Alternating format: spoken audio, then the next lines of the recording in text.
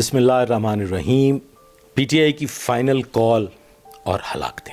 आज हमें बात करनी है इस्लामाबाद में होने वाले एक बड़े हंगामे को लेके कि दर हकीकत हुआ क्या, और उस पे हम कुछ नताइज अख़ज़ करने की कोशिश करेंगे। और आपको भी दावत फ़िक्र देता हूँ कि मेरी गुफ्तगू सुनने के बाद आपने भी अपनी राय का इजहार करना है और नतीजा अख़ज़ करना है कि दर हकीकत क्या हुआ, क्या होना चाहिए था। देखिए ख़वातीन और हज़रात, पीटीआई ने ये जो जुलूस, ये जो मुज़ाहरा तरतीब दिया, ये बुनियादी तौर पे एक नए बयानिए के लिए तरतीब दिया। और जानते थे सब लोग, पीटीआई की क़यादत भी जानती थी और जो ज़ीरक लोग हैं उनके भी इल्म में था कि इस किस्म की जो होती है प्रोटेस्ट, उसमें आप रहा तो नहीं करवा सकते किसी को, लेकिन अलबत्ता एक बयानिया तरतीब दिया जाना था। और बयानिए के साथ साथ पीटीआई अपना पावर चेक भी करना चाहती थी। पीटीआई ये भी देखना चाहती थी कि पीटीआई की खातून अव्वल को लेके अवाम कितनी सेंसिटिव है, और सियासी मंजरनामे पे पीटीआई की जो खातून अव्वल हैं उनको किस तरीके से इस्तेमाल किया जा सकता है, उनको किस हद तक अवाम पर इन्फ्लुएंस जो है वो कायम रखने में पीटीआई को मदद मिल सकती है, और पीटीआई किस सूरत में पीटीआई की खातून अव्वल को लेके कामयाबी हासिल कर सकती है। इस पावर चेक में जो एक इंतहाई इम्पॉर्टेंट चीज़ है वो ये है कि ये जुलूस मेरे इल्म के मुताबिक एक तयशुदा नूरा कुश्ती थी, और इस नूरा कुश्ती में ये तय था कि पीटीआई कोई फाउल प्ले नहीं करेगी। पीटीआई को रोका नहीं गया, चूँकि हुकूमत नहीं चाहती थी कि पीटीआई की खातून अव्वल की मौजूदगी में कोई पावर शो किया जाए और कोई जबरी पसपाई का तरीक़ाकार इख्तियार किया जाए। लिहाजा उन्हें ये इजाज़त दे दी गई थी कि वो संजानी तक महदूद रहें और इससे आगे ना बढ़ें। अब पीटीआई गलत फहमी में मारी गई। पहले तो जो वर्कर्स थे उनको इतना इग्नाइट किया गया, उनको इतना चार्ज किया गया, सर पे कफन तक बांधने की सूरत हाल जो है वो सुनने में आई। मोहतरमा पीटीआई की खातून अव्वल ने मॉब को जगह जगह पे जो है वो खिताब किया और मॉब से वादे लिए, हलफ लिए गए, और ये दावा था कि हम हर सूरत में डी चौक जाएंगे और कप्तान को वापस लेके वहाँ से आएंगे।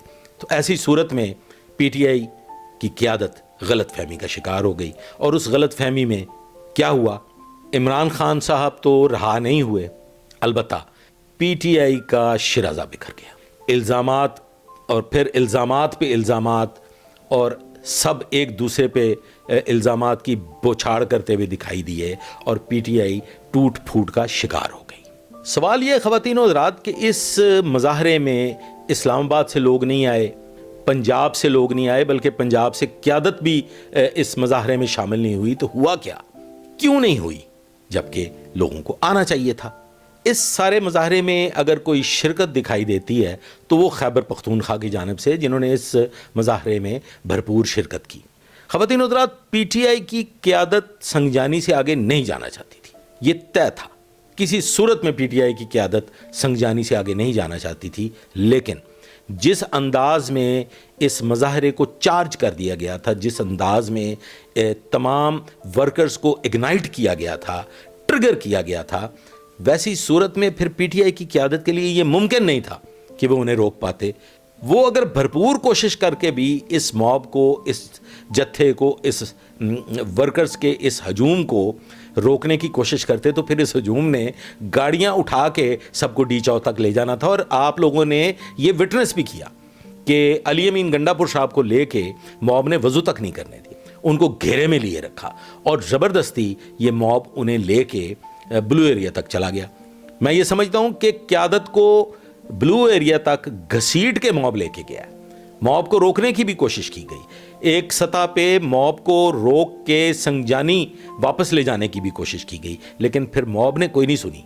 और ऐन मुमकिन था कि अगर ये लोग उनको ज़ोर ज़बरदस्ती संगजानी जाने का कहते, या पहली सतह पे ही, फर्स्ट स्टेज पे ही संगजानी तक महदूद कर देते, तो फिर मॉब اپنی ہی قیادت کے خلاف شاید کچھ کر بیٹھتی۔ خواتین و حضرات، آپ نے دیکھا ہوگا کہ دعوے کیے جاتے ہیں، جو نعرے ہوتے ہیں، جو سلوگنز ہوتے ہیں، وہ حقیقت پہ مبنی نہیں ہوتے۔ اس سے قبل بھی پی ٹی آئی کے بانی چیئرمین انہوں نے ڈی چوک پہنچنے کا دعویٰ کیا تھا، لیکن وہ سنجانی سے واپس مڑ گئے۔ اس وقت بھی ایک صورتحال پیدا ہوئی تھی، لیکن وہ ڈی چوک نہیں جانا چاہتے تھے، نعرہ ڈی چوک کا لگایا گیا اور وہ راستے سے واپس مڑ گئے۔ چلیں خواتین و حضرات، بلو ایریا تک جلوس پہنچ گیا، مظاہرین بلو ایریا تک پہنچ گئے، قیادت مجبوراً بلو ایریا تک پہنچ گئی، ڈی چوک تک بھی جانے کی کوشش کی گئی، کچھ لوگ پہنچے بھی۔ لیکن اب سوال یہ ہے کہ اموات پہ بات کر لیتے ہیں، ہلاکتوں پہ بات کر لیتے ہیں۔ اولین سطح پہ سینکڑوں کی تعداد، جو کہ اب بھی بیان کی جا رہی ہے، سینکڑوں کی تعداد بیان کی جا رہی ہے کہ 278، کسی نے کہا 200، کسی نے کہا 100، کسی نے کہا 50۔ تو مختلف جو باتیں سننے کو ملیں وہ یہ تھیں کہ بڑی سطح پہ، بہت بڑی سطح پہ ہلاکتیں ہوئی ہیں۔ سوال یہ ہے کہ اگر ہلاکتیں ہوئی ہیں تو کنٹینرز لگے ہوئے تھے ہر طرف سے، جو ہے وہ اسلام آباد کو گھیرے میں لیا گیا ہوا تھا، اور پمز جو ہے وہ بھی گھیرے میں تھا، تو پھر وہاں تک ڈیڈ باڈیز کیسے پہنچی؟ ڈیڈ باڈیز کن میڈیمز پہ، کن گاڑیوں میں لے جائی گئیں؟ وہاں اگر تصدیق کی جائے تو پمز سے پتہ چلتا ہے کہ 2 ڈیڈ باڈیز پمز میں موصول ہوئیں، جو کہ گن شاٹ انجریز تھیں، جو کہ فائر آرم انجریز تھیں۔ تو وہ وہاں کیسے پہنچیں، کس وقت پہنچیں، انہیں لے کے کون آیا، وہ انکلیمڈ ہے۔ ابھی تک اس کی تصدیق نہیں ہوئی کہ وہ کون لوگ تھے، کیا وہ اسی موب کا حصہ تھے یا وہ ڈیڈ باڈیز کہیں اور سے آئیں۔ پھر اس کے بعد خواتین و حضرات، فائنلی پی ٹی آئی کی قیادت کی جانب سے یہ دعویٰ کیا گیا کہ 20 ہلاکتوں کی تصدیق ہو چکی، جس میں سے 8 ہلاکتوں کی نسبت یہ بتایا جا رہا ہے کہ وہ مکمل طور پہ تصدیق شدہ ہیں اور ان کے ثبوت موجود ہیں۔ سوال پہ کہ ان جنازوں کا کیا بنا، ان ڈیڈ باڈیز کا کیا بنا، تو وہ بغیر کسی قانونی کارروائی کے، بغیر کسی میڈیکل لیگل کے، ان کے جنازے بھی ہو گئے اور انہیں دفنا بھی دیا گیا۔ خواتین و حضرات، وہ جنازے کہاں ہوئے، وہ جنازے کس نے پڑھے، وہ جنازے کیوں کروا دیے گئے، ان جنازوں کو سڑک پہ رکھ کے احتجاج کیوں نہیں کیا گیا، انٹرنیشنل میڈیا کو کیوں نہیں بلایا گیا، پریس کانفرنس کیوں نہیں کی گئی؟ وہاں پہ تو ان جنازوں کے لواحقین کو بلا کے ان کے ساتھ 1 to 1 گفتگو ہونی چاہیے تھی، ان کو ساتھ بٹھا کے معاف کیجیے گا، پریس کانفرنس ہونی چاہیے تھی، کیوں نہیں ہوئی؟ یہ معاملہ اتنا خفیہ کیوں رکھا گیا؟ کیا امر مانے تھا؟ سوچئے گا، غور کیجیے گا کہ 20 جنازوں میں سے 8 کی تصدیق ہو گئی۔ اب ان 8 جنازوں کو لے کے کیا ثبوت ہے؟ کوئی ڈاکومنٹ، کوئی ویڈیو ایویڈنس، کچھ ہے؟ نہیں ہے۔ خواتین و حضرات، اگر یہ جنازے ہوتے، اگر ڈیڈ باڈیز ہوتیں، اگر لاشیں ہوتیں، تو انٹرنیشنل میڈیا پہ ان جنازوں کی فوٹیجز چل رہی ہوتی، وہ جنازے کس کس نے پڑھے، ان کے بیانات آ رہے ہوتے، لیکن یہ سب خفیہ ہے، سب مفروضوں پہ قائم ہے۔ فائرنگ ہوئی، بہت سے لوگوں نے اس بات کی تصدیق کی کہ فائرنگ ہوئی، وہ فائرنگ کیسے ہوئی، کیوں ہوئی، کس طرح سے ہوئی، وہ ہوائی فائرنگ تھی، وہ اسٹریٹ فائرنگ تھی۔ اسلام آباد ہے خواتین و حضرات، یہ کوئی ایسا فار فلنگ ایریا نہیں ہے، یہ کوئی ریگستان نہیں ہے، یا کوئی ایسی چھپی ہوئی جگہ نہیں ہے جہاں پہ فائرنگ بھی ہوئی اور 3 گھنٹے تک فائرنگ ہوتی رہی، اندھا دھند فائرنگ ہوتی رہی اور اس کا کوئی نام و نشان موجود نہیں ہے۔ یہ بھی بہت بڑا سوال ہے، اس پہ بھی غور کرنا پڑے گا کہ آخر ہوا کیا۔ جہاں پہ فائرنگ بتائی جا رہی ہے وہاں پہ چند قدموں کے فاصلے پہ میڈیا ہاؤسز ہیں، کیمرہ بردار موجود ہیں، انٹرنیشنل سطح پہ بھی کوریج ہو رہی ہے، لیکن اس قسم کی کسی صورتحال کی کوئی فوٹیج آج تک منظر عام پہ نہیں آئی۔ خواتین و حضرات، میں یہ سمجھتا ہوں کہ حکومت بھی اپنا موقف ثابت کرنے میں مجھے ناکام دکھائی دے رہی۔ حکومت بھی عقل مندی سے فیصلے نہیں کر رہی، بخلاہٹ کا شکار ہے۔ مجھے کچھ گرفتاریوں پہ، کچھ مقدمات پہ اعتراض ہے، میرے کچھ چند تحفظات ہیں جو میں کھل کے نہیں بیان کرنا چاہتا۔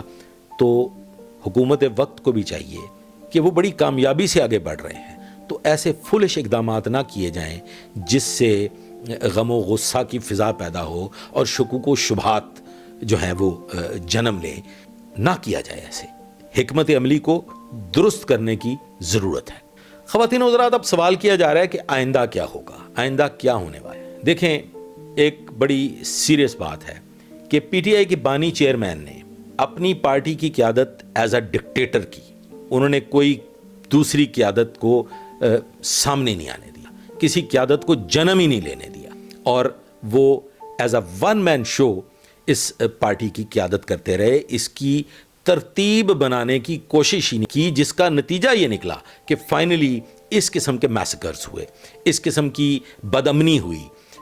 جو موبز ہیں، جو مظاہرین ہیں، جو ایک بیانیہ بنایا جا رہا ہے، کسی کی طرف سے کوئی سوال اٹھ رہا ہے، کوئی بات کر رہا ہے، بھانت بھانت کی بولیاں بولی جا رہی ہیں. تو یہ قیادت نہ ہونے کا نتیجہ، جس کے ذمہ دار پی ٹی آئی کے بانی چیئرمین ہیں. خواتین و حضرات، معاملات سڑکوں پر حل نہیں ہوتے. عدالت بھی اب براہ راست سیاسی معاملات میں مداخلت کی قائل نہیں ہے، اور نہ ہی وہ اب سیاسی معاملات میں براہ راست سو موٹو ایکشنز یا اس قسم کے کوئی کام کر سکتی ہے، نہ ایسا کوئی آرڈر دیا جا سکتا ہے. تو عدالت والے معاملات تو اب آپ ایک سائڈ پہ کر دیں، وہاں پہ صرف قانونی تقاضوں کو مد نظر رکھتے ہوئے، قانونی اور آئینی معاملات کو مد نظر رکھتے ہوئے کام ہوگا. اور پھر اشیرباد بھی نہیں.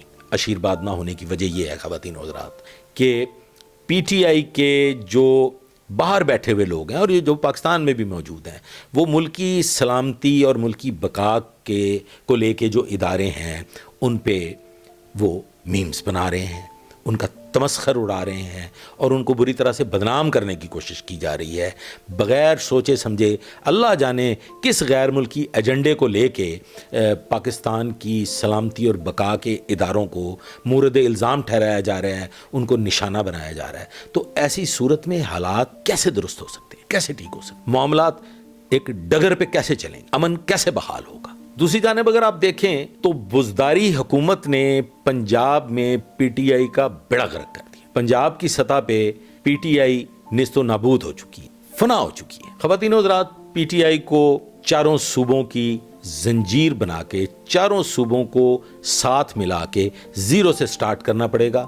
لاشوں کے بیانیے اور لاشوں کی سیاست ملکی استحکام کے لیے شدید نقصان دہ ہے. اس سے معاملات کبھی حل نہیں ہوں گے، بلکہ معاملات مزید بگڑیں گے اور ملک کو تباہی کی طرف لے کے جائیں گے. امن کی بحالی کے لیے، ملکی استحکام کے لیے، اور پی ٹی آئی کو دوبارہ اپنے پاؤں پہ کھڑے ہونے کے لیے عوام الناس میں غم و غصے کی جو صورتحال ہے اس کو ختم کرنا پڑے گا. عوام کو توڑ پھوڑ، جلاؤ گھیراؤ کی طرف راغب کرنے کی بجائے امن کا درس دینا ہوگا، اور مفاہمت کی پالیسی اپنانا ہوگی، سیاسی حل تلاش کرنے ہو. بصورت دیگر مجھے کوئی بہتر اور مناسب صورتحال دکھائی نہیں دی. دوسری جانب اگر بات کریں تو نون لیگ اور پیپلز پارٹی کو بھی مفاہمت کی سیاست پہ غور و فکر کرنا ہوگا. ساتھ مل کے ملکی سلامتی، ملکی بقا کے لیے کوشش کرنا ہوگی. نون لیگ کے لیے بڑا چیلنج ہے، عوام کو اعتماد میں لینا ہوگا، اور کوشش کرنی ہوگی کہ نظام حکومت بہتر طریقے سے چلتا رہے. کیونکہ اب اتنی تباہی اور بربادی کے بعد جب ملک استحکام کی جانب بڑھ رہا ہے، جب ملک ترقی کی جانب بڑھ رہا ہے، تو پھر اگر کوئی ڈیڈ لاک ہوتا ہے تو وہ پاکستان کے لیے شدید نقصان کا باعث ہوگا. تو ضرورت ہے پی ٹی آئی، دیگر سیاسی جماعتیں اور بڑی سیاسی جماعتیں جیسے نون لیگ اور پیپلز پارٹی ہے، وہ پاکستان زندہ باد کا نعرہ لگائیں اور پاکستان کی بقا اور سلامتی کے لیے ایک جگہ پہ اکٹھے ہو کے مفاہمتی پالیسی کو اپناتے ہوئے کوئی ایسا مثبت حل تلاش کریں تاکہ غریب عوام تکلیفوں سے نکل سکے. غریب عوام جن کے بچے سڑکوں پہ بربادی کی جانب بڑھ رہے ہیں، ان کو روزگار مل سکے اور پاکستان ترقی کر سکے. آج تک کے لیے بس اتنا ہی. اللہ حافظ.